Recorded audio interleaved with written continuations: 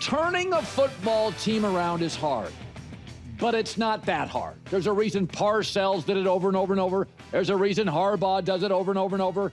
Some people are smarter. Some people have a better eye for talent. It's not that hard. Sean Payton took over Denver. They were in cap hell. Russell Wilson is still their number one cap hit today. They were 5-12. Worst scoring offense in the league. Lousy offensive line. Very little skill. Today, start of year 3. Great O-line, 2 capable running backs, dudes everywhere in the perimeter. How many guys do they have that can run and catch? A lot. They'll also lead the NFL in sacks for the second straight year. I love Bo Nix, but he got lucky getting Sean Payton. From play calling to play design, he's one of the few coaches in the NFL that is very good with personnel. He and Harbaugh know personnel. A lot of good coaches, Kyle Shanahan, Andy Reid, I don't think are great with it or don't care about it.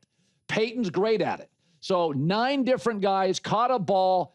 Everybody's almost got the same body type. Lean, long, with good hands. They run good routes. It is a Super Bowl roster. I mean, you watch the Jets with their new coach. What do they do well? What are they? Do they do anything well? Broncos do a lot well. If you lead the NFL in sacks, yet you have perhaps the great play caller and designer next to Andy Reid, and you've got all sorts of wide receiver talent on the outside. Now, I love Bo Nix. Watch how hard he throws the ball. His velocity, unlike a lot of these young quarterbacks, he throws the ball down the field. And because of that, Sean Payton puts a ton on his plate. He throws it down the field. A lot of these young quarterbacks, dink, dunk, no. Look at how often when he throws it out into the flat, a running back or a receiver or a tight end doesn't have to wait for it. And again, he makes hard throws. He'll throw them into congested areas. He'll go right after people. He's intense. He kind of reminds me of the opposite of Drew Lock. It is all business all the time. Hard throws, not messing around. He'll bark at Sean Payton, and Sean Payton will bark back. And Sean is a great coach, but he's not easy to play for as a quarterback. Go back to Drew Brees. Drew Brees, second year in the turnaround in New Orleans. Second year, had his worst passer rating of his career. That's why Sean's record in September is just okay, 30-30, because he puts so much on the plate of his quarterbacks. So it is hard to turn around Denver. People do not understand. Russell Wilson is still their number one cap hit. It was a mess. They gave up draft capital.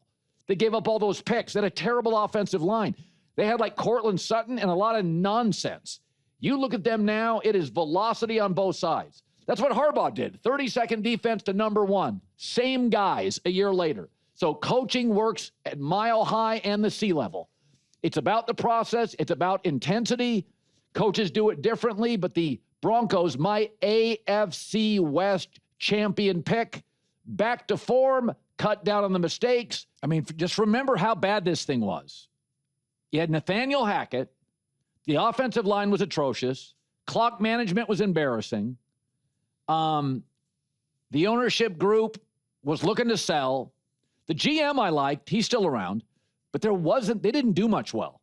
And I mean, literally, Sean Payton rebuilt the offensive line before he coached the game. He rebuilt it in the first offseason. You got some of these teams in the NFL, they're like on year 5 of rebuilding the offensive line. Sean McVay, Jim Harbaugh, Sean Payton, Andy Reid, over and over and over. Rebuild O-lines overnight. So I just think Denver's one of those 5 or 6 rosters in the NFL that look different. Just more speed, more skill, Broncos coast. All right, the game that started before that game, Jets and Dolphins. So these are 2 bad organizations for, in my opinion, 2 very different reasons. The Jets are bad because they make really poor choices. There's too many voices upstairs. They make poor choices.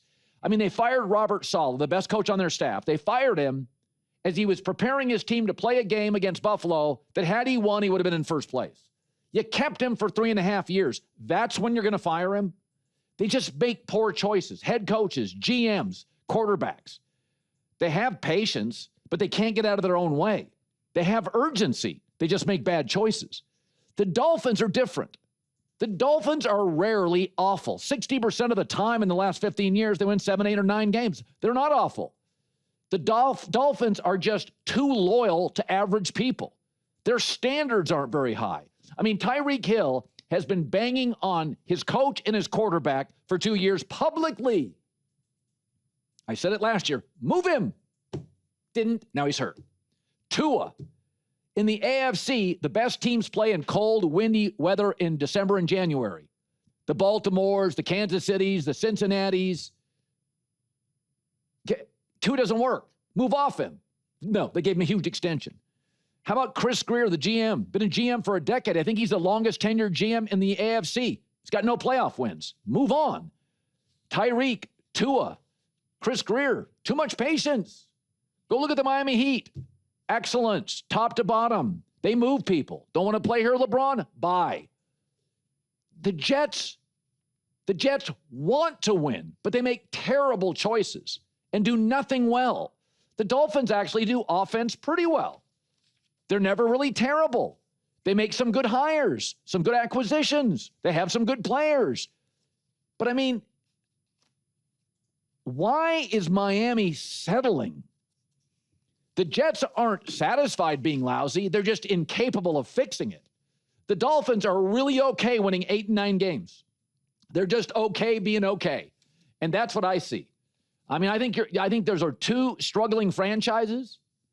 And I think in Miami, they've still convinced themselves, Mike McDaniel's smart. Well, Tua made a Pro Bowl. He hasn't been hurt lately. Well, Chris Greer, he's part of the family. Okay, in a conference with Buffalo and Mahomes and Andy Reid and now Denver and now Herbert and Harbaugh, that's not good enough. The Jets, they don't do anything well. I mean, Justin Fields, you got to watch the game. Doesn't throw the ball down the field.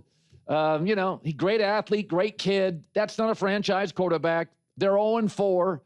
Yeah, it's, when Aaron Glenn got the job, the whole takeaway was, hey, we're not going to be like those guys. We're going to get disciplined.